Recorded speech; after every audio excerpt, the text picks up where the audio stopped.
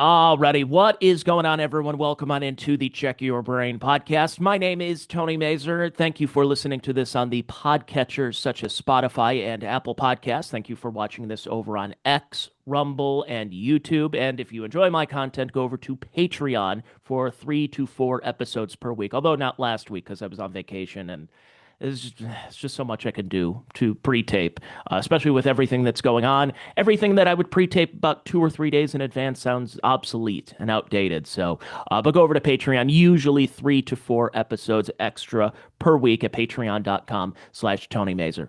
Before I get to my guest today, quick preamble here. You folks may have seen an uptick in stories and even firsthand accounts of trucks that semi trucks that have jackknifed, have they're going around a clover leaf and they fall over. Some of them catch on fire. Some of them split in half. Some of them are just uh, in neutral and start taking off. They're not in the right gear. And you have somebody running from their Burger King, which a real story I played on the show, trying to get it back into the cab. Runaway trucks everywhere. And you say, huh, well, is this because we have social media, we have TikTok, we have all these other options, this overabundance of news that it may seem like it's a problem, but it's actually not. It's kind of like when people talk about the crime rates. Well, actually, the crime rates were worse in 1992 than they are today. It's fun with numbers. So, but however, in this case, no, things actually are. And it's not your imagination as to what's happening on the roads and how dangerous they are. And people that complain about air travel, oh, I don't take Frontier, I don't take Spirit, it's too dangerous. It's probably more dangerous being on a freeway or a highway or expressway, whatever you want to call it in your neck of the woods, QEW, and you never know. You never know. You're taking your life into your own hands because you don't know if that person in that big old truck next to you is qualified. They have the proper paperwork, they have the proper qualifications, they know how to do their job. And how long have they been in this country to understand that there are certain road signs, that there's a little thing called yield that might be a little confusing to people who just got brought into our country just a couple of minutes ago. So we're going to talk about all that with my guest today. If you've ever heard of Ice Road Truckers, you may have heard this gentleman's name. I came across him just a couple of months ago. He has a book out, and I want to show it off right now as I share the screen. Professional podcaster, as Jay Burner would say. It's called End of the Road Inside the War on Truckers. And it is my guest, Gord Magill. Gord, thank you for doing the podcast here. Well, good day, sir. Thank you for having me. So, unlike a lot of people who write books, you get an idea in your head. You talk to your publisher because you probably done about 20 other books with them, and they say, "Yep, sure, why not? Let's do it." And they go through the process, takes a couple of months, and they, crap a book out. And no offense to them, yeah, it's what their job is. They schlep for a living like that. You, on the other hand, have actual experience at what you're talking about here for decades and coming from a trucking family. And it all went into this book, which is just phenomenal. And we'll get into it a little bit, but just talk about what I guess, is there anything in particular that led you to this point of, yep, it's time. It's time. I have to write something. I have to put something in writing right now. That's a great. That, Hey, yeah, I'm here. oh, okay. Yeah, the screen froze up a little bit. That's a great question. I oh man, I've never thought of myself as a writer or if that I would ever write a book. This is all sort of still amazing to me, but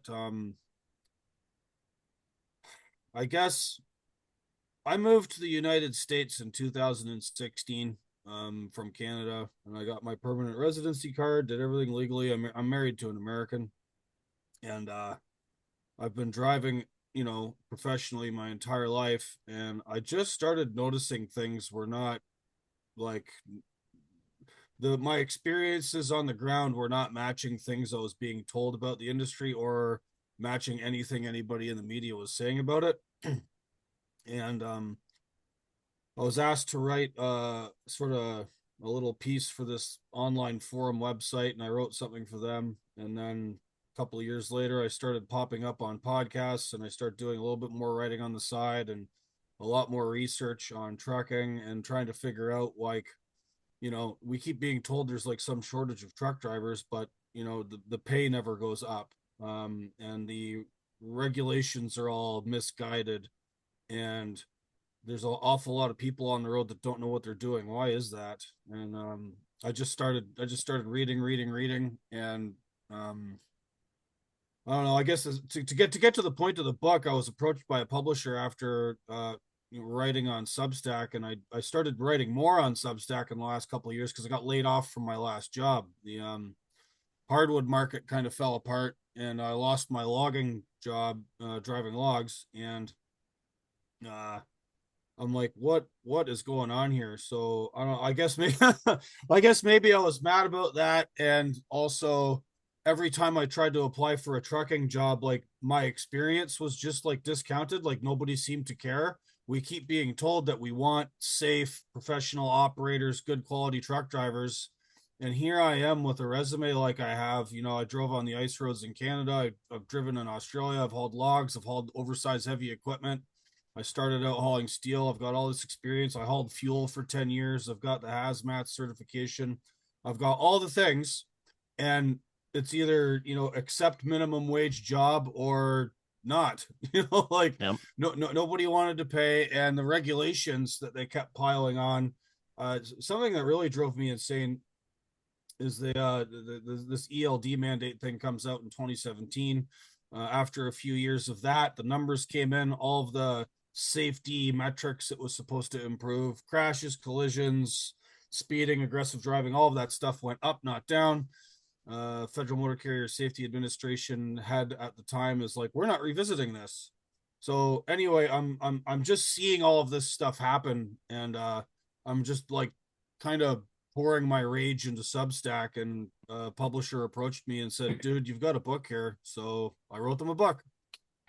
I think what a lot of people, when they get in their car, they drive from point A to point B, they go to work, they go to grocery shopping or something, you just kind of assume that everybody knows what they're doing on the road. You assume that the construction guys waving you through, they know what they're doing. You know what the truck drivers are doing. You know what everybody kind of.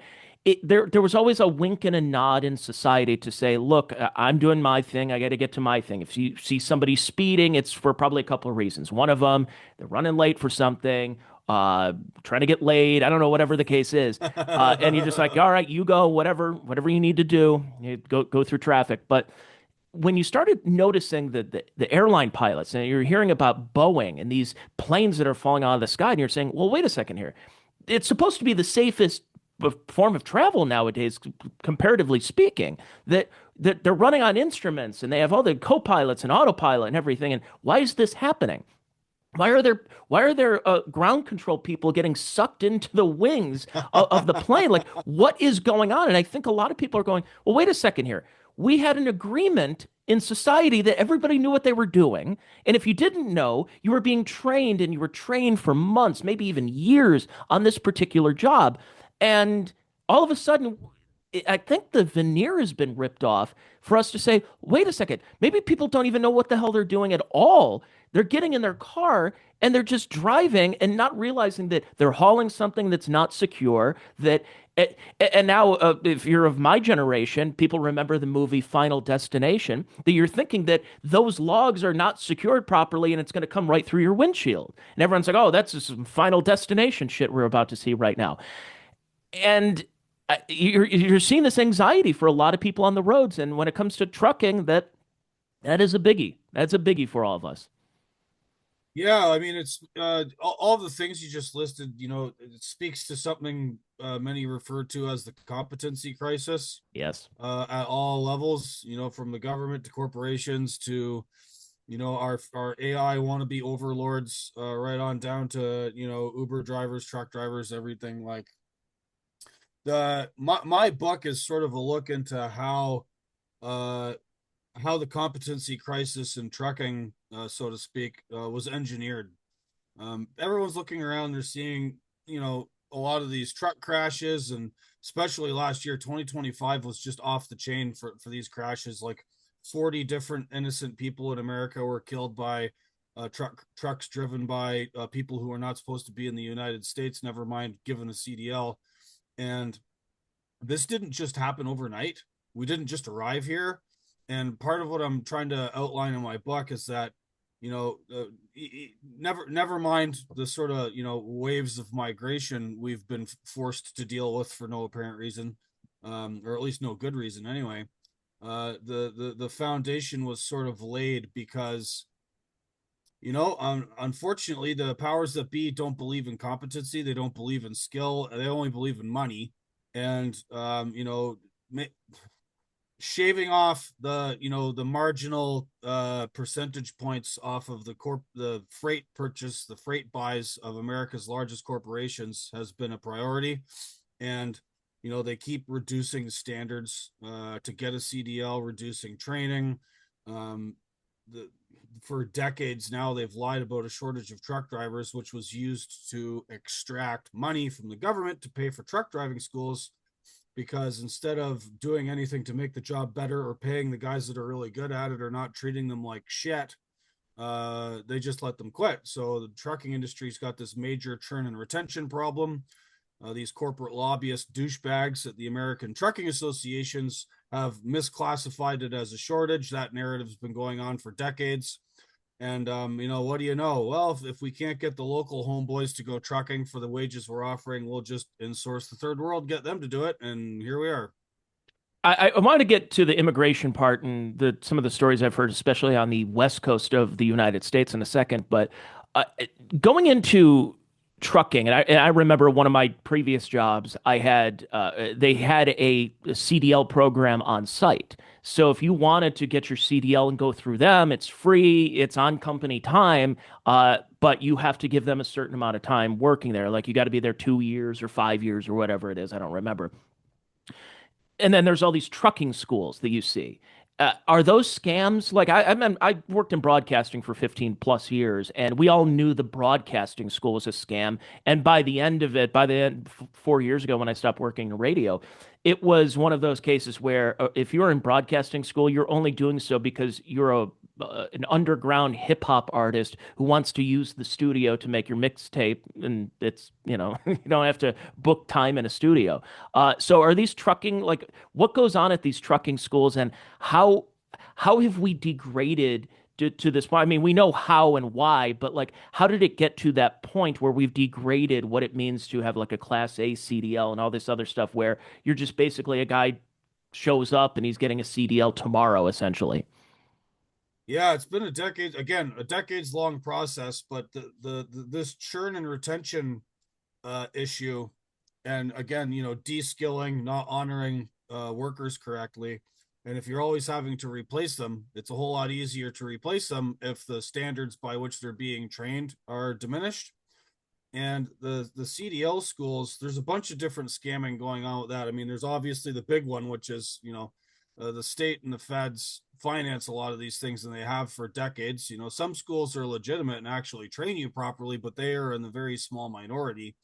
And the issue with the schools is tied to the issue with the government debasing standards, right? If the standards are so low to get a CDL to pass the state examination, then it doesn't take that much to train a guy. It doesn't make you a truck driver at all.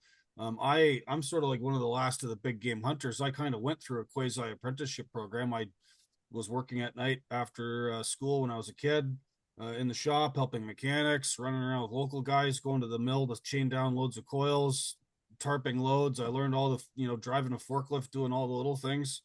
And then I got my license when I turned 18, worked local for 2 years, didn't get too far away from home. And then they would progressively send me further away and on more complex stuff like hauling oversized loads. And it was sort of, it was a graduated system. The United States truck training system, like writ large, is it's back asswards. They take people who have no idea what they're doing, put them through one of these crappy 2 week training programs, and then fling them off over the road doing OTR trucking. And obviously that doesn't work. It didn't work for Americans, and it's certain completely not working for this migrant crew that they've brought in to try and displace us out of our jobs. So it's the training sucks. The schools are often financed by the government. The government has allowed another fixture of all this is in 2021 or 22. The Biden administration messed with this. They introduced this program called entry level driver training, right? It's supposed to be this set amount of hours that drivers are supposed to do. And what happened was that was immediately flipped on its head because it was all self certified. So there's nobody from the government is coming to check on these schools to make sure standards are being maintained, that they're training people who should be here, checking anything. And so now we have truck driving schools financed either directly by the government or through NGOs and nonprofits trying to like place refugees into jobs. And then, they're advertising in Ukrainian and in Somali and all these foreign languages. And they're only training those people. Like there's a sort of, ethnic ghettoization component to this where we have all these various migrant groups who've been convinced that there's a shortage of truckers in America and they can just come here and take our jobs. I've heard you talk about this and seen you write about it, but it's kind of the elephant in the room about you're mentioning all these immigrant groups and advertising to them, but truck driving in the United States and Canada were for white guys, like blue collar white guys who they may not have gotten straight A's in school, didn't get 4.0 GPA, but it was a good living for a middle class white guy to raise a family. You make, it depends on your trucking job, but you can make high five figures, sometimes six figures at a job, and you're not a coder. You're not a genius. You don't have a 130 plus IQ, but it was a good enough living to have a family, to get married, to have a couple of kids, live in a nice suburban area.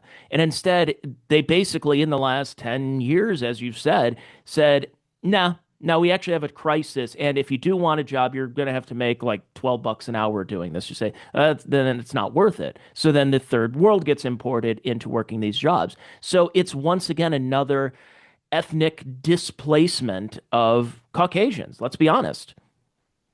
I mean, it sure does look like it at times. I mean, and shout out to my brothers that drive as well. The sort of prior to the migration wave, the ethnic breakdown of truck drivers was overwhelmingly white. It's like 74, 75%, and then another 20% African Americans and 5% Hispanic and everybody else. But like, yeah, um, there are still those jobs. There are certain areas of the trucking industry within niches and specializations where you can make that kind of money, and you should be making that money anyway because the time you spend away from home, the sacrifices you make.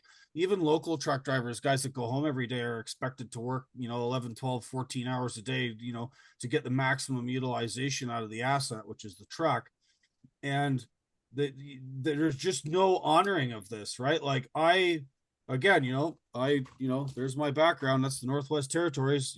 I've done some pretty specialized stuff. I drove road trains in Australia. I'm that like highly skilled, highly functional operator you want. And as I detail in my book, when I moved to the United States, I had some douchebag here offer me 14 bucks an hour to drive a truck, and McDonald's down the street's offering 15. Like, what are we doing here? And yeah, the last few years, when guys like me just check out of it and say no thanks, instead of the government and big trucking companies getting together and saying, hey man, like what can we do to attract the good drivers back or keep them around? It's nope, we just need more of them. Just throw more bodies at the problem. And a lot of those bodies have been brought here from Somalia and Guatemala and Honduras and India and Pakistan and Uzbekistan and Moldova and Eastern Europe and the Balkans, and just all these people now are just here, and I'm out of luck. Yeah. Well, I heard our assistant attorney general or whatever she is for civil rights, Harmeet Dillon, who everyone's, oh, she's based. And yet, what did she say 5 years ago on Twitter? Something like, if it wasn't for Punjabi truck drivers, y'all would be eating grass right now. And so I looked into that. And it was a startling stat that said on the West Coast, especially in California, that half of truck drivers on the West Coast are Punjabi. And there's other stories I won't get into, and they're a little graphic to do on this podcast, including cutting the hole at the bottom of a cab. Anyways, I know you've heard those stories too. But a lot of this stuff that's been going on. And you're saying, well, wait a second here. You're saying that half of truck drivers, again, California is a place where you either are homeless or you're a multimillionaire, and there's very few jobs and places in between. So you're just telling people we have a Punjabi Truck Drivers Association. There's nothing you can do about it. And also, interesting thing. I interviewed the guy that runs it. I mean, like, what are we doing here? I mean, oh my God, the lies and whining and stuff that goes on to execute this. So you mentioned California. The same thing has happened in Canada. There was the statistic I think is that 50% plus of the trucking market in Vancouver and Toronto, so basically BC and Ontario, is now run by Punjabis. They've bragged about it. There was a Punjabi language, an English language sort of Indian newspaper in Canada called the Canadian Bazaar, and they interview this guy. Oh man, I can't remember how many years ago it is now. It's a little while back, and he brags about the statistics. Says we Punjabis now, we run half the trucking industry in Canada. Like he was bragging about it, and they took it down. Of course, thank you, archive. The internet never forgets, so that article is still there. And in 2019, it's not just us talking about this, right? Something, people give me a hard time. Oh, you guys are just, R slur. You guys are just xenophobes or whatever. You got to get with the program. In 2019, Canada's biggest newspaper, it's called the Globe and Mail. They did an investigation into abuse of the temporary foreign worker program. One of these methods by which, we're flooding the place with the best India has to offer. And they found that there's a whole network ecosystem in British Columbia and in Toronto of Indian recruiters, Indian-run immigration consultants and firms, lawyers, Indian trucking companies, Indian truck driving schools. And they recruit guys from back home who have to pay to come to Canada. And then they get here, or they come illegally, however they get here. And then they end up working for these scummy truck driving companies that don't teach them English. In British Columbia, you can go get your Class 1 license without speaking a lick of English. And now, boom, head on over the Rocky Mountains, go to Toronto or go down to California, go wherever. And just crash after crash after crash. And, the Globe and Mail, they did this investigation in 2019. It's been public knowledge now for 7 years. The Canadian government has done nothing about it. And it's only getting worse. And we keep seeing crashes and collisions. Something else, they wouldn't let me put the pictures in the book, and I can't even remember if they took this anecdote out or not. But if you go on GoFundMe, right, and type in "sing truck driver," okay, there are 250 campaigns right now for Indian families in India wanting their boys brought back home after they died or got wrecked or mangled in truck collisions here in the United States and Canada, right? So not only are we unaliving lots of innocent motorists by putting illiterates who don't know what they're doing, who are often being exploited or put in arrangements of indentured servitude with their homeboys, they're also killing themselves. Why? Why did this have to happen? And well, part of it is everybody believes this driver shortage narrative garbage, which is just just one of another of the sort of globalist idea that we just mash everybody together and get the cheapest possible price. Yeah, that we all assimilate and we all have the shared language, shared culture. We're a melting pot after all. That's what Israel Zangwill said in 1908, and Teddy Roosevelt loved it. Ugh. Anyways, but it was amazing because it was about 3 years ago around this time there was that horrible trans shooting in Nashville, Tennessee, and you had obviously the LGBTQ movement came out in honor of the trans people, and they're like, we have to stand in solidarity. And it's like, well, wait a second, one of your own shot up a school, murdered 3 children. Maybe you should probably sit this one out. Nope. And that's what you kind of saw from the Punjabi Truckers Association, that a year ago we're noticing this massive uptick. And it's not just because we have TikTok and all this other social media. And we see the stuff in real time. And that when a news station will cover these trucks that turn over or crash into somebody, they're not showing who the truck driver is. So you go, okay, that's like the law of averages from Ann Coulter. So you say, well, what happens there then? And because we're noticing a certain pattern here of people who shouldn't be here, who did That's not against get the their law, sir. You're not allowed to notice. well, that's true. Yes, I'm. Yeah, noticing is banned. I've heard. You can notice patterns on some people, but a couple of others in certain events and stuff. But the the funny thing is hearing how the Punjabi truckers are like, actually, it's not us, and you're like, wait a second. Maybe again, you should probably sit this one out. And then you're having Nick Shirley going out to California and trying to expose a lot of this stuff and what we've seen from these enclaves, these diasporas of people who are just if they are technically from Canada or from America, they're paperwork Americans or Canadians. And they're just there because either it was Trudeau or Joe Biden or Barack Obama just signed off and it was okay. And whoever's in that province or state is fine with it because, hey, it's great for business, great for globalization. At the same time, Trudeau's we're doing this. post-national state. Oh Yep. yeah, and by the way, I should notice that or when we're doing this podcast, that we just heard that they're trying to continue the TPS status for 350,000 Haitians, supported by Democrats and Republicans in the United States. That's strange. Almost like these boomers need their night nurses, and that's why we got to keep them. But anyways, it just you're seeing how this country, both of our countries, were sold out to globalism over the last couple of decades, and I don't know where we go, how to stop this.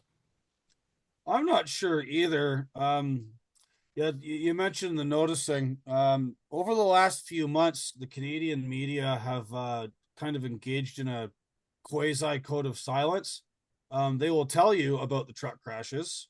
Every media piece now, probably since a little before Christmas, I've just noticed they never mention the drivers' names anymore. They just don't. Whether white guy, brown guy, doesn't matter. There's just no mention of the name.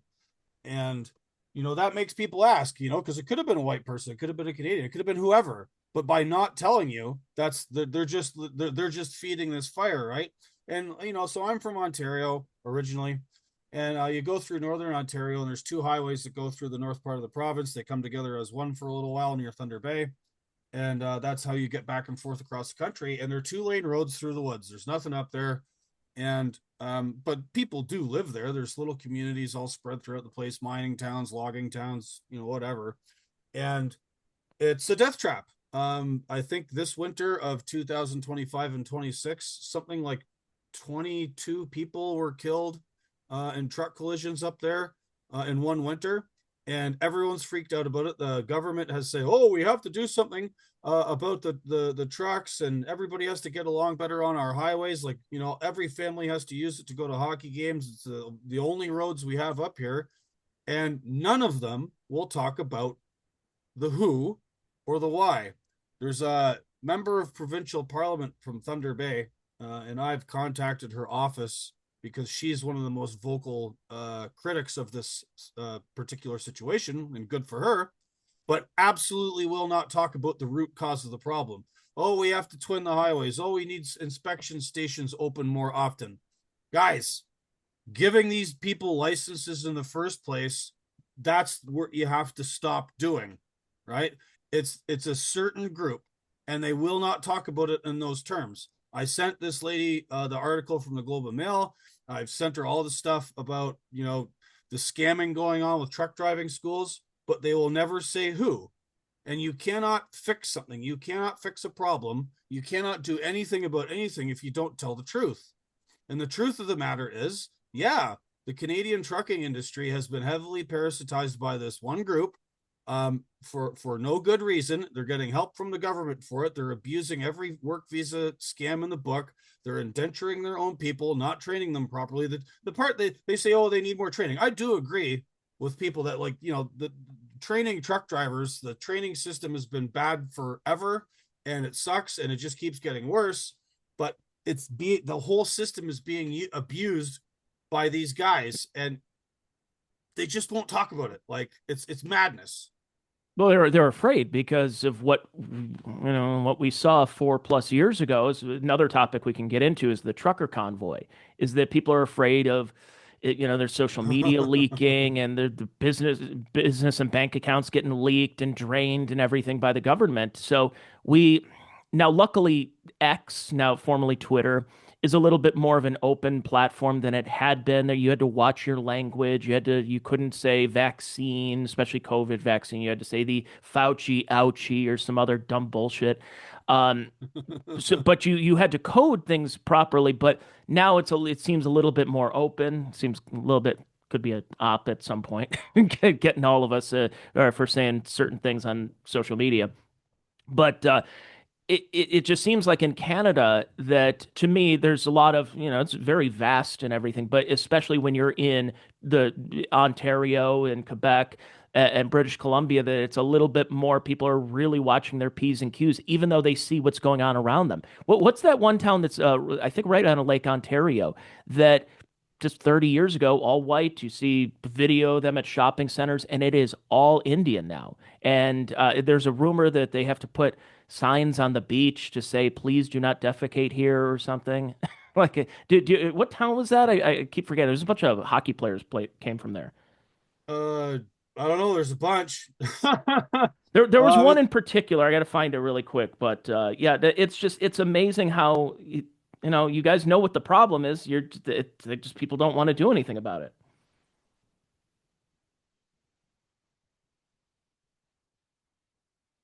Yeah, I'm still trying to find it. Sorry. Oh no, it's not. Okay, it's Brampton is what I'm thinking of. Are you there? Can you hear me? Check 1 2 1 2. There we go. Connected to audio. I see you. Can you hear me? Brampton, that's the town. yeah, Brampton, Bramladash. There used to be an old joke in around the GTA. What's the border between India and Pakistan? Derry Road, which is this sort of east-west line between Mississauga and Brampton. Um, yeah, the Brampton Bros, as we call them on trucking Twitter.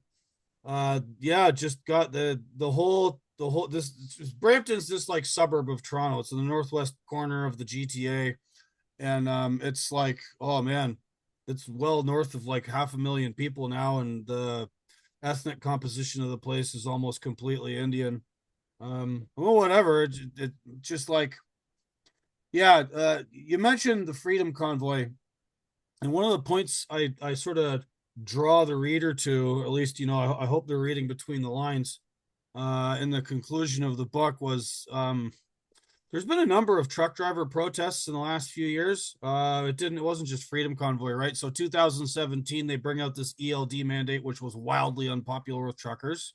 And a bunch of guys drove around DC and totally paralyzed the place. And then there was a slow roll around Indianapolis, and there was one in, I don't know, New Hampshire or Maine. And then there was a bunch out west, and there was a number of small, sort of like simultaneously, spontaneously organized protests.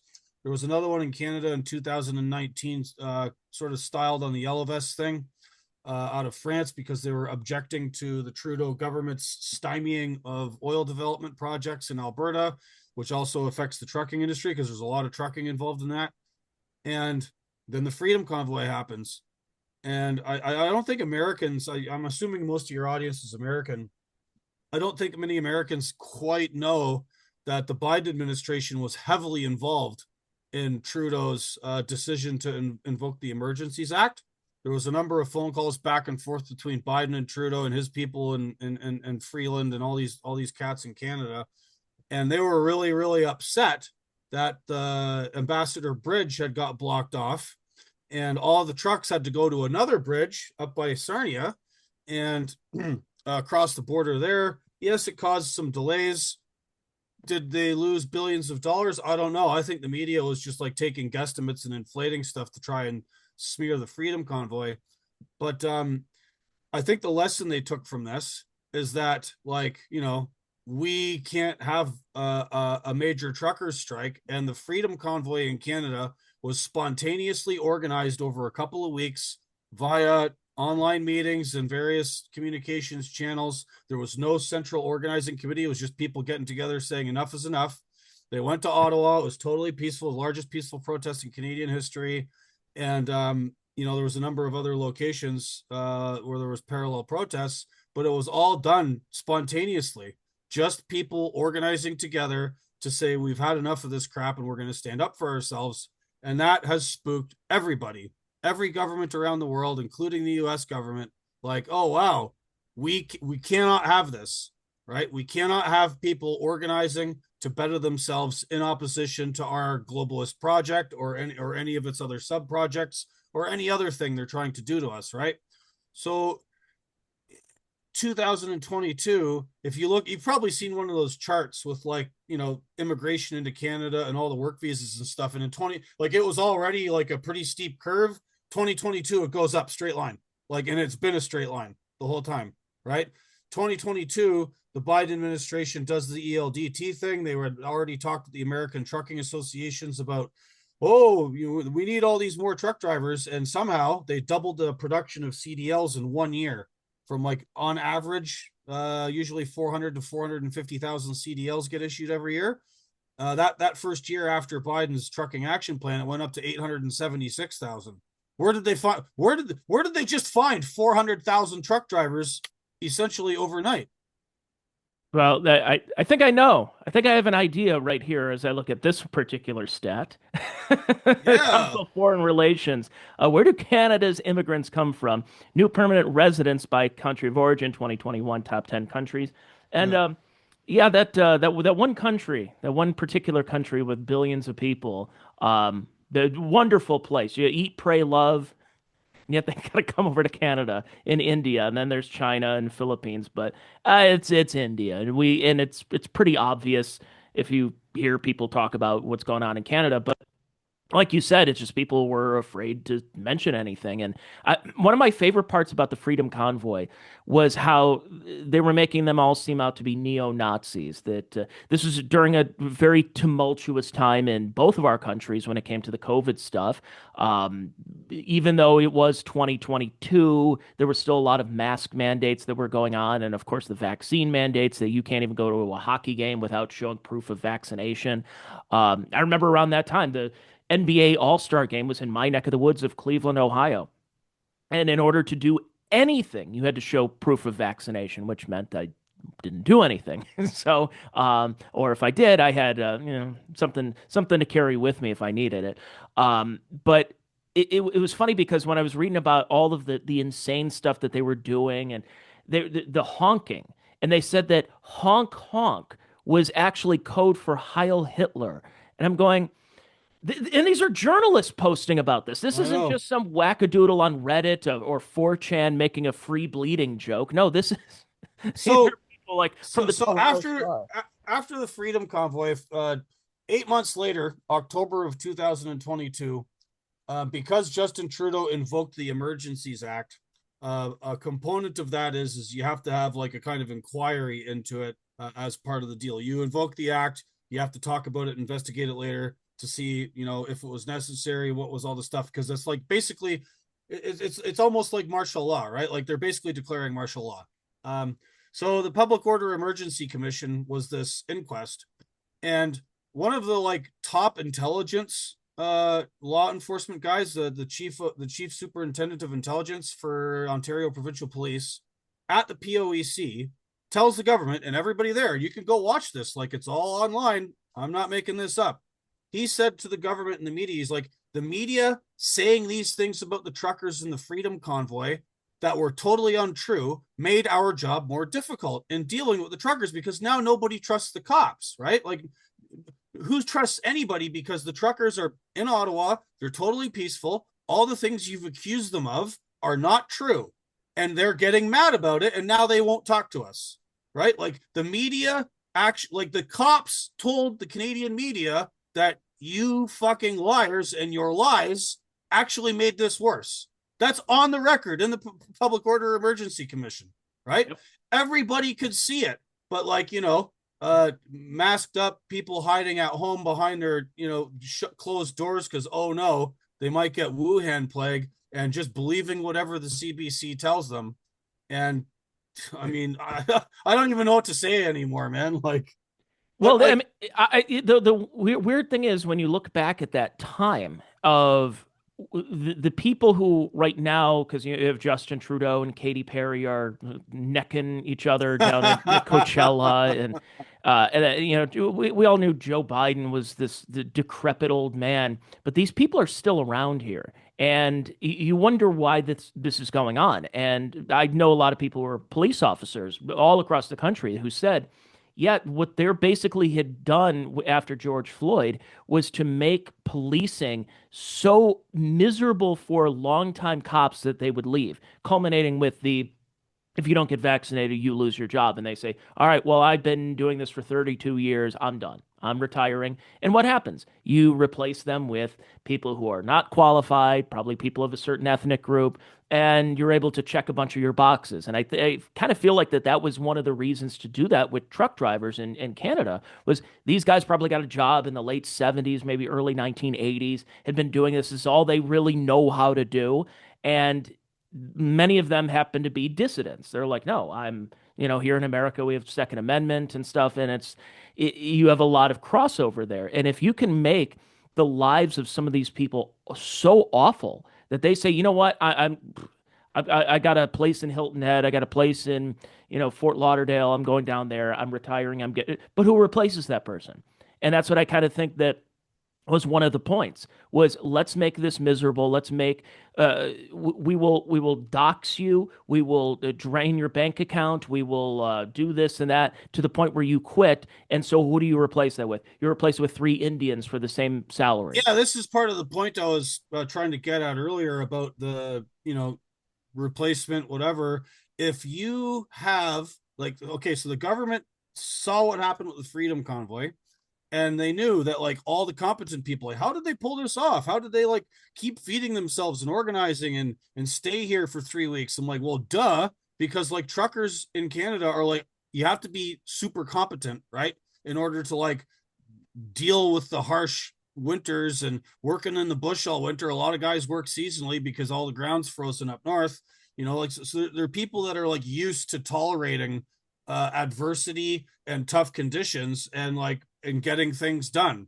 So if you can't build solidarity, right? If nobody can speak the same language, if you have no shared culture, you have no shared values, you have no shared like goals or objectives, right? So like by diluting the trucking industry like this, right?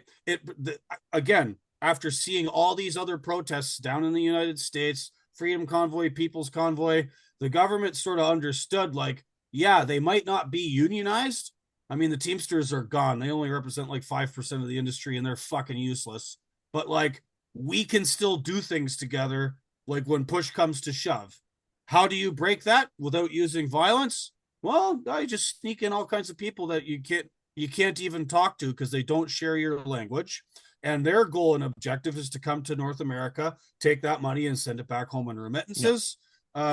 There was a guy, you'll love this. There was a guy writing on Substack for a little while.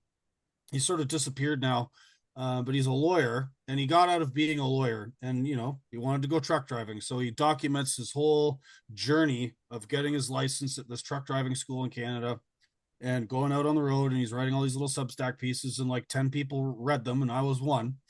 And a very interesting thing he wrote in one of his Substacks was this one trucking company he worked for. He would do team runs, right? So like one guy drives, one guy sleeps for speed of delivery, and he was always being put in trucks with guys from India, right? He wasn't complaining about it; he was just stating a fact. And he said it was, he mentioned that the anecdote he mentioned was this trucking company was going through Indians, right? Because what happens is they'll work for 3 or 4 months or whatever, and then they go back to India and they disappear for 3 or 4 months, and then they come back. So basically, what we've done is we've created a system by which a very critical part of our economy and our supply chains is now running on the backs of commuters in and out of India who don't know what they're doing. And then when they go back, they take all their money and value they've created here back with them, right? At the same time as they're displacing guys like me. It's just such a strange thing. Like we can't possibly employ the competent people who live here or treat them properly. So we'll just we'll just fly people back and forth from India all the time. So we're just an open air strip mall and an ATM. That's all we are. It's just an automatic bank teller.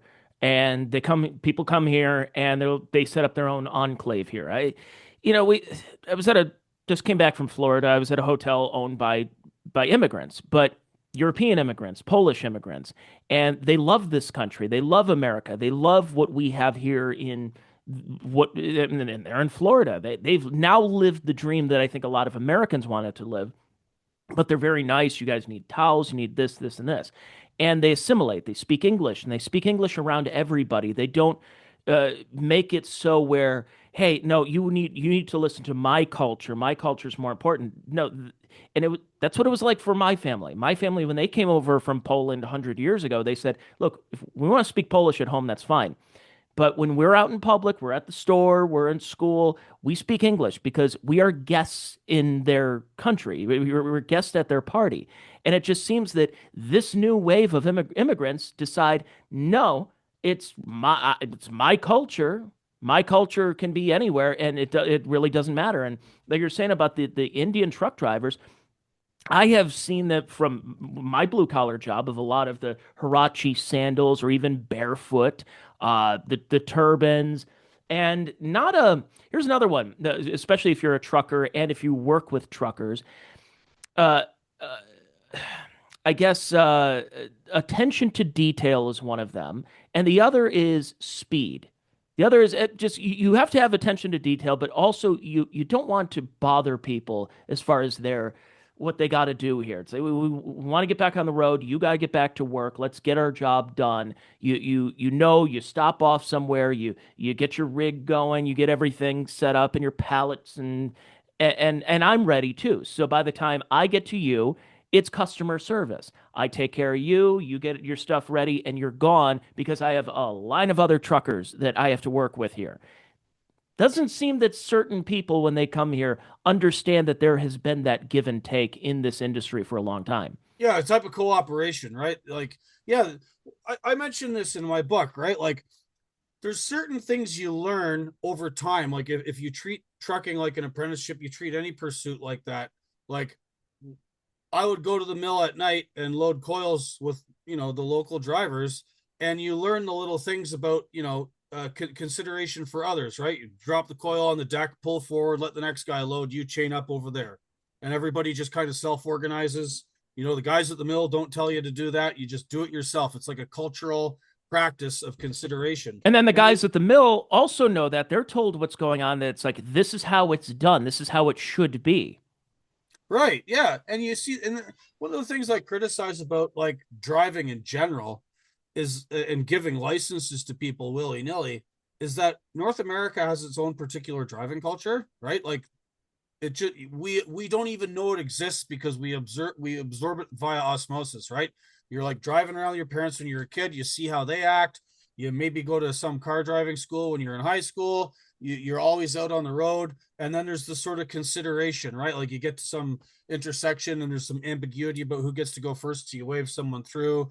You're in traffic, someone's trying to pull in front of you to get into a driveway somewhere, you let them through, you move over for people, you pay attention. I dare anybody to go on YouTube and watch videos of like how highways and city streets operate in much of the third world.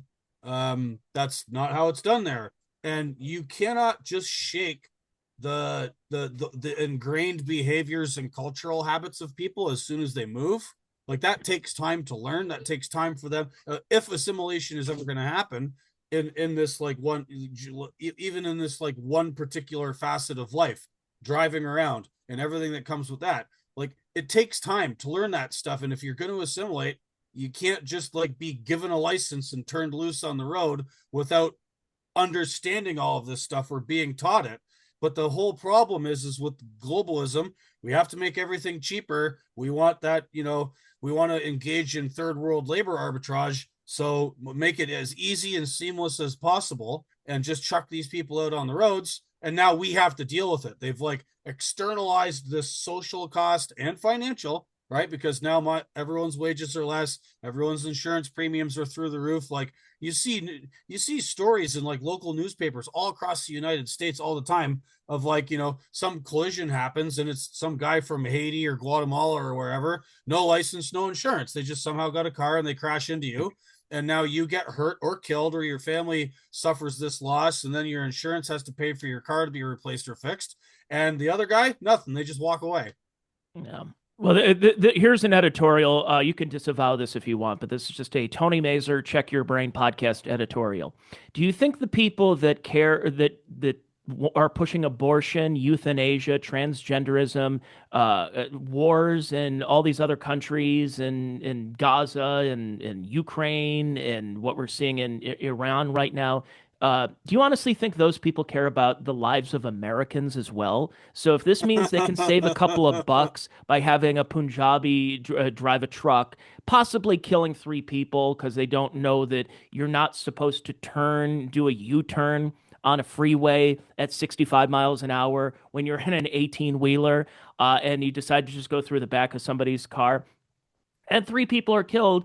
And the guy that is outside the cab, I think it's probably one of the most famous stories we've seen in the last couple of years. And Harjinder it's just Singh, like, yeah. whatever, whatever. And also, by the way, the three he killed in that car were also immigrants. So it's what are we doing here? And What are what we are we doing doing? here? I know. Well, again, I it drives me nuts, right? Like I'm a third generation trucker. My grandpa was a trucker. My dad, my uncles, all successful. My uncle went and started a load brokerage. My other uncle hauled logs and heavy equipment in Northern Ontario. My dad's still out on the road. My career's done. Let me go drive other places. I mean, I went to other countries to drive truck too, and you know what? I understood something about the arrangement. Temporary work visa. The Yeah. countries I went to, I spoke the language and I was already a truck driver and I had no intention of like, just sending all the money home, right? Like I went to New Zealand for a year and when the work visa was over, I left. And I got paid the same as all the guys working there. I did the same thing in Australia. I And speak also the the same language. subtleties. When you went there, you understood the subtleties of things on the road that might be a little different than what we have here in Canada or in North America. Well, I mean, but also here's the thing. 99% of these guys coming here to drive trucks didn't drive truck where they came from at all. There's no like, hey, we're just like we need the best truck drivers. So something I said on Twitter one time, right? Like if we want the best, most competent, high skill truck operators to fill the driver shortage, right? Yeah. How come we're not hiring Australian road train drivers? How come we're not hiring Norwegian loggers that like go up and down fjords and haul heavy loads? Why aren't we hauling like Russian oil field guys? That's not the point. The point is not to have safe, competent operators, people that know what they're doing. I was already when I went to New Zealand and drove logging trucks there, I'd already been on the road here for 4 years. I already had 4 years experience. I didn't just show up there, claim asylum or some refugee, get a bullshit visa handed to me, and then go to a truck driving school for a week or 2 weeks and then hit the road. Like it's two different things, right? And the whole point of this is to save money for people who already have all of it. Yeah. Amazon, all of the major Fortune 500 corporations that like are involved in the material production and distribution, like actual material reality, they just don't want to pay too much for their trucking. They assume it's a service. They make all kinds of assumptions about what it should cost, and they just don't believe in having skilled, competent truck drivers. They just want it done the cheapest, and they don't care how. Just cutting corners everywhere. Anything to save a buck. I guess probably the last thing I want to ask you is a little bit of a white pill in many ways is we heard about how truck drivers that they were going to go to automated electric trucks, that they're going to drive from Baltimore to all the way to San Francisco and not need to fuel up, and it's a driverless truck. And goodbye, truck drivers, you're going to have to learn to code. The best part is, thanks to AI, those coders, those white collar industries, I don't want to see people lose their jobs, but we're at a time now to make yourself AI proof. And it seems to me that, oh, that person who passed the bar Yeah, the AI is passing the bar right now. Oh, that person, oh, you work with binary code at such and such job. Yeah, AI can do that in 30 seconds. So your job is useless. Yet the truck drivers, yet a lot of these blue collar jobs seem to be ones that are not as easy. And if you wanted to make them automated, it's going to take you're basically better off just paying people a salary than the amount of machinery it's going to take to do this on top of the just the constant maintenance you're going to see especially in the first couple of years with having this stuff out there as far as if you wanted to automate these blue collar jobs. Yes, some of them are going to probably go by the wayside, but I guess if you're a truck driver, this driverless truck thing that they're thinking of is a little further away than I think a lot of people realize. Yeah, I devote a whole chapter of my book to this question, and that's something I write about on my Substack. Is the what's going on with autonomous trucks and autonomous vehicle technology more broadly, and you know, oh man, there's a lot going on there. The autonomous truck stuff, the thing that bothers me about that, and you're right, it is going to take them a long time to implement it because of these systems have been very expensive to develop. Large trucking companies buy trucks hundreds at a time. When you put these systems on them, that like massively increases the initial purchase of the truck.